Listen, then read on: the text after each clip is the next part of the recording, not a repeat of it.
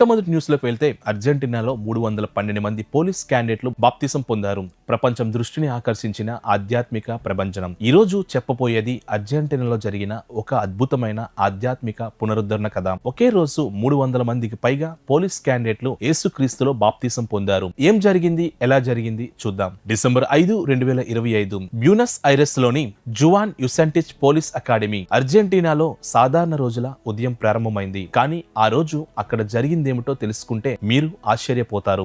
Academy ప్రాంగణంలో వరుసగా నిలబడి ఉన్న వందలాది మంది పోలీసులు, క్యాడెట్లు వారి యూనిఫామ్లలో ఉన్నారు. ఆ రోజు వారి హృదయాల్లో యుద్ధం కాదు, శాంతికి సిద్ధమైన ఒక కొత్త నిర్ణయాన్ని తీసుకున్నారు. అర్జెంటీనా ప్రావిన్షియల్ పోలీస్ కు చెందిన ఇవాంజలికల్ చాపెల్ విభాగంలో ఒక ప్రత్యేక సువార్త కార్యక్రమాన్ని ఏర్పాటు చేసింది. ప్రార్థనలు, సాక్ష్యాలు, ఆరాధన గీతాలు.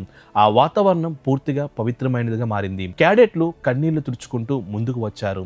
ఆ రోజు 312 మంది పోలీస్ క్యాడెట్లు బాప్తిసం పొందారు. అది అర్జెంటీనా పోలీస్ చరిత్రలో అతిపెద్ద పబ్లిక్ క్రిస్టియన్ ప్రొఫెషన్ గా వార్తల్లో వెలిగింది.